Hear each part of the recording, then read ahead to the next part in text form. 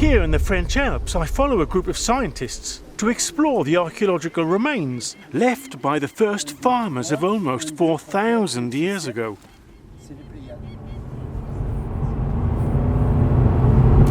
Join me as I set off upon a mountain quest to discover the traces of the earliest upland farmers. In this first land trek exploration, I follow ancient tracks and trails leading high into the mountains.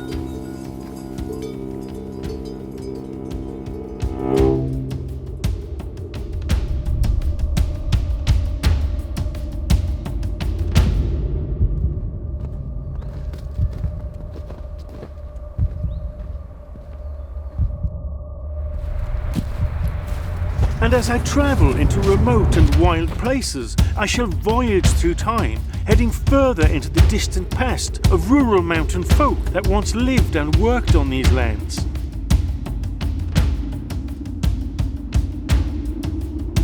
My name is Rob Hope, and this is Land Trek.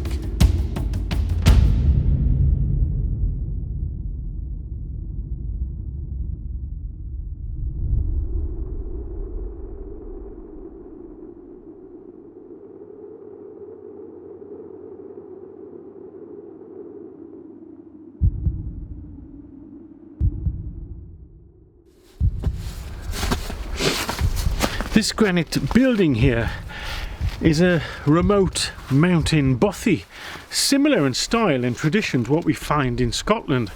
Inside there's a wood burner, but there's no electrics and no running water.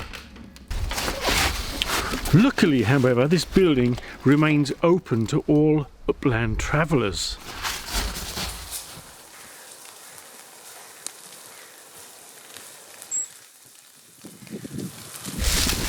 We are here in France's Mount Pilat region of the Massif Central. The summits rise to about 1,400 meters in altitude. That's the height of Ben Nevis. I have for many years now explored the Pilat crags and summits. The mountain refuge I use is in a wood bordering a wide and flat field. And the flat field is remarkable, for this is the only flat area for miles around. Elsewhere, below and above, north, south, east and west, is steep mountain.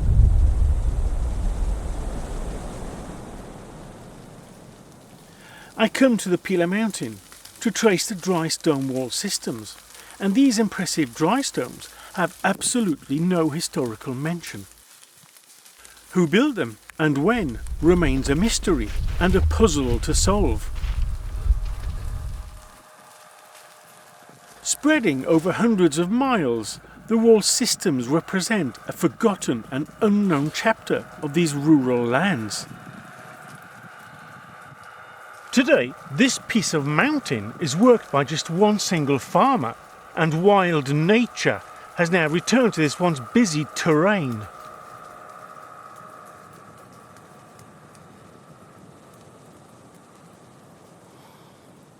Thriving hedgerows and woods have rewilded and strangled the now forgotten lines of human activity.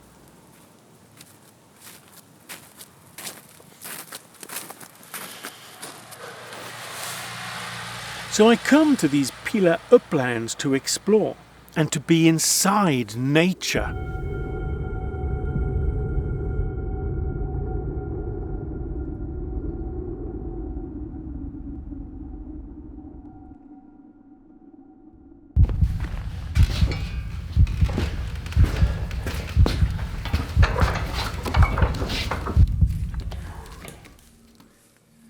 A mile from that mountain refuge, I then find this little tiny rock shelter.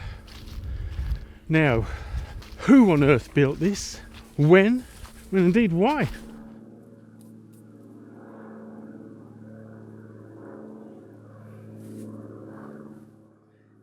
And again, there is no historical documentation concerning these unusual dry stone constructions. It's just yet another piece of the mysterious puzzle concerning the mountain folk that once lived and worked on these lands. On the far end of the flat field, I then find this gigantic stretch of wall.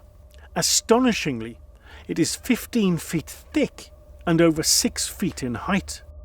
This barrier is more than just a field boundary. Other intact fragments of this enigmatic wall can be followed and seen together as a whole form a wide oval-shaped enclosure. Could this possibly be the remains of an Iron Age hill fort? Indeed, have I not just made a discovery? And hill forts of this kind have been identified elsewhere.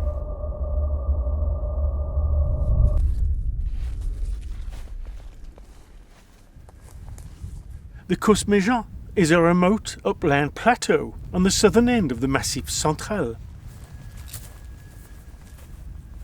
Once more, this is an abandoned landscape, and like the Mount Pila, archaeological traces of multiple human periods can still be seen through the lines of the Drystones.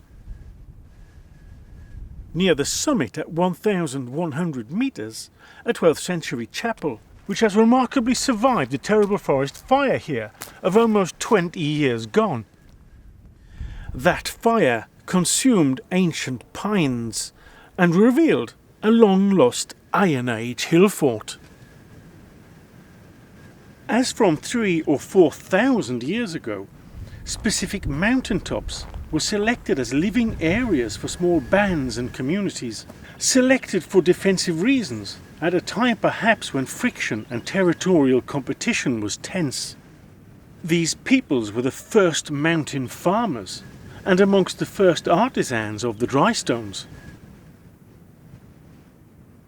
Here this drystone wall enclosure, which today is but a mass of falling rubble, was built during the Iron Age period known as the Ten. Peoples were living permanently in mountainous areas by this time, and the landscape visible from here had already been cleared of the wildwood. These mountain farmers were creating an anthropic landscape, collecting the chaotic jumble of naturally occurring rock and organising drystone wall systems and drove road trackways. I head down, following the remnants of the old ways.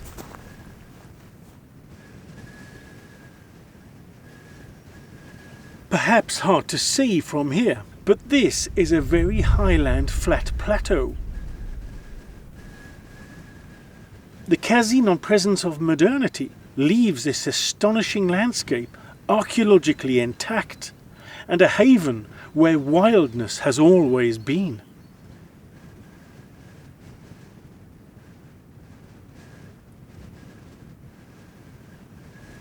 Just like the Mount Pila, in this Cosméjean, mounds and cairns of rock abound, and everywhere are drystone walls. But unlike the Pila, these old reminders of very distant past times are visible from afar due to the lack of tree cover.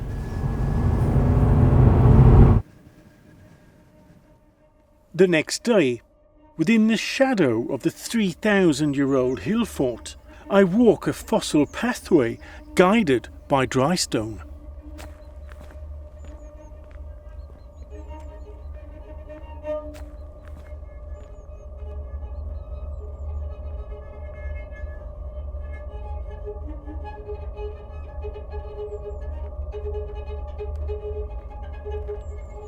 And this narrow roadway leads directly to a tiny medieval hamlet.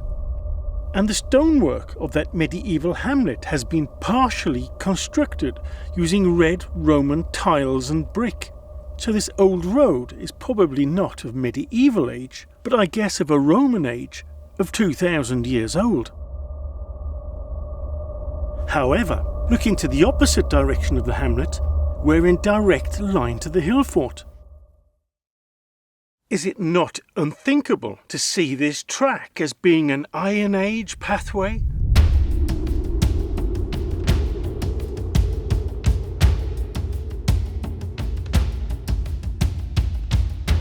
Is it at all possible that the first dry stones in this Pila mountain also date to the Iron Age of around 3,000 years ago? This once busy rural land was abandoned at the very start of the Industrial Revolution of around 170 years ago.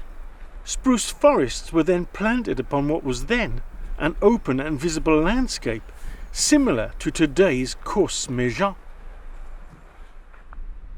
Ever since then, nature has run rife, and now we have a kind of anthro-ecological highland, meaning nature has repossessed her landscape, growing back wildness upon soils once cultivated. Indeed, as from the earliest farm communities here, these places were slowly proclaimed, organised and controlled by the hand of man. Effectively, nature's land was domesticated.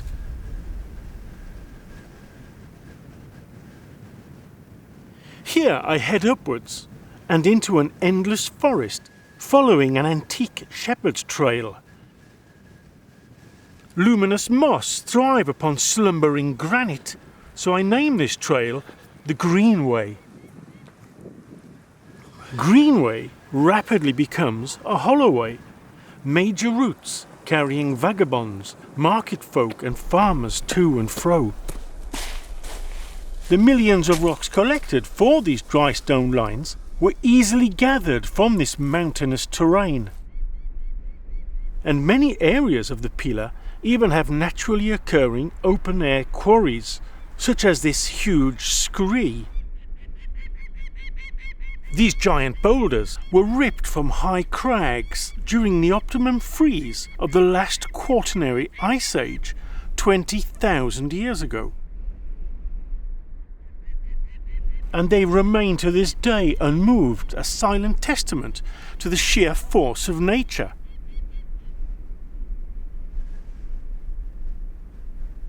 Dry stones were borderlines, limits, and markers known as reeve systems, dividing the land ownership between family clans. So developing and evolving from smaller, earlier holdings, the dry stone ways grew and expanded from the Iron Age to Roman to the Middle Ages.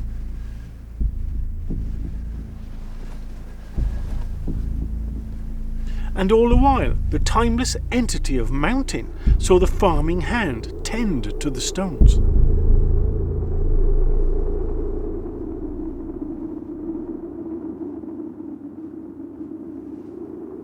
Lowland historical documents describe the Pila Mountains as being a dark area, a place to avoid. Indeed, throughout, upland areas were places enshrouded in mist and, moreover, mystery. You could almost imagine the peoples living here as being kind of outcast from the rest of society. People in the lowlands may have actually feared the mountain folk, and perhaps the people of the lowlands would never have come into these misty mountains of perhaps legend, myth and enigmatic tales of villainous episodes.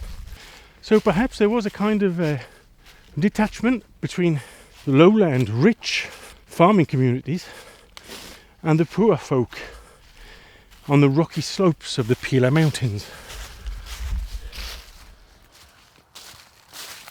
But I wonder, can we go even further back in time? Even further into mountain?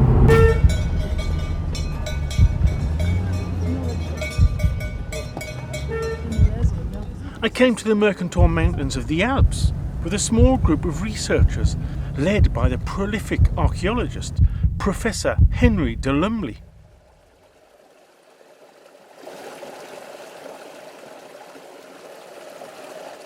Here, long ago, itinerants used these long valley corridors, enabling passage between France and Italy. They hiked deep gorges cut by ancient glacial action. And the travelling traders left their names here upon the smooth rock surfaces. But this is not what we have come to see. It is the traces of a far older age, those left by Bronze Age farmers. Archaeological excavation has shown that almost 4,000 years ago, Bronze Age shepherds came to these mountains periodically as a summertime transhumance tradition. And those Bronze Age farmers also left their marks upon the rock surfaces. And we call the old markings pictograms, meaning to express an abstract idea through symbolic images.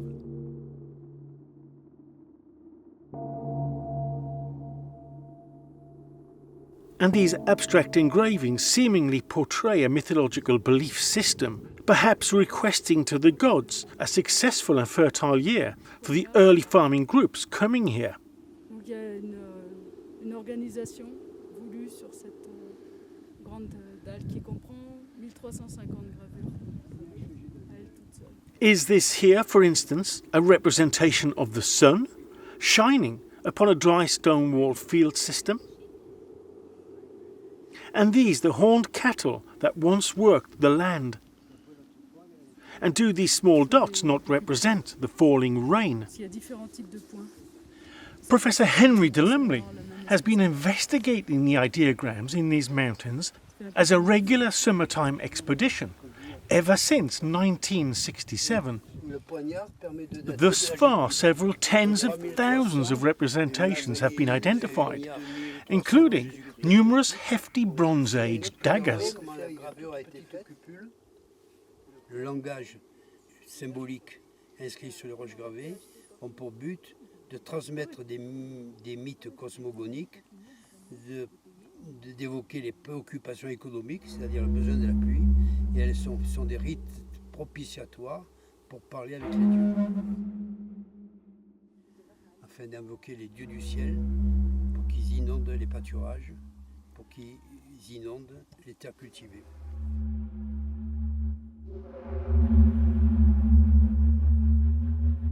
The Bronze Age bands coming to these steep mountains were temporary visitors, never settling long term, but climbing here during short summer excursions.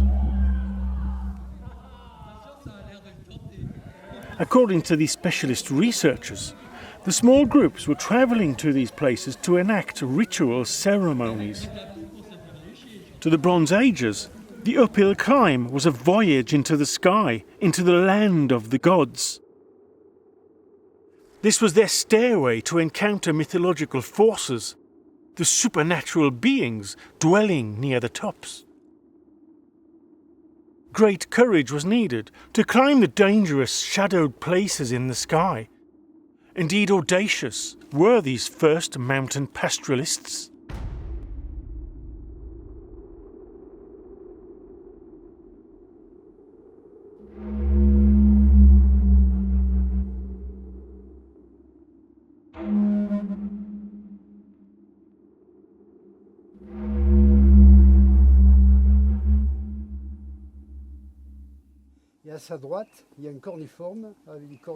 Once here, they created the pictogram representations, which seem to request good rain, good sun, and good harvest for the forthcoming seasons of their agricultural lowlands.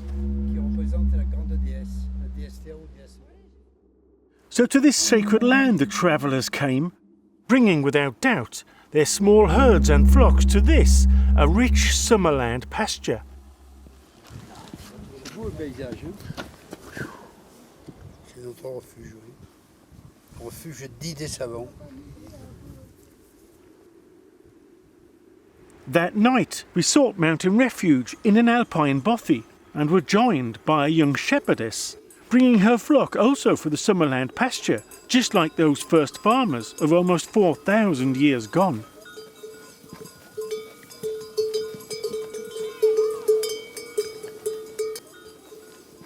Whilst following the flock, the archaeologists show me a huge fallen rock, under which excavations revealed evidence of this being exploited as a shelter. And the travellers camping under this rock were here as from 5,500 years ago. They even erected a small outer dry stone, the remnants of which can still be seen. These were people of the Neolithic, but this is another story.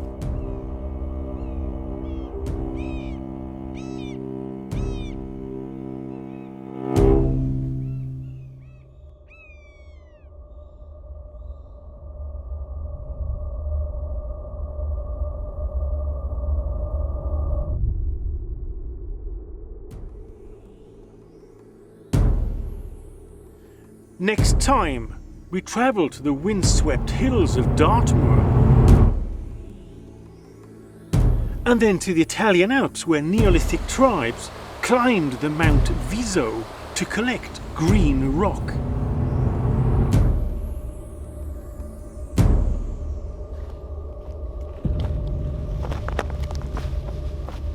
And even further back in time, we find the bivouac camp of mountain Le col de Neanderthals. Gibouille ici, donc, qui se situe pile en face de nous, au niveau un peu au-dessus du chalet qu'on voit en contrebas. Là. Ils ont ramené ces galets, avant de les tailler, ils les ont ramenés sur le site, ils les ont taillés sur place et ils ont fait une gamme très variée d'outils tranchants de différentes tailles. Alors,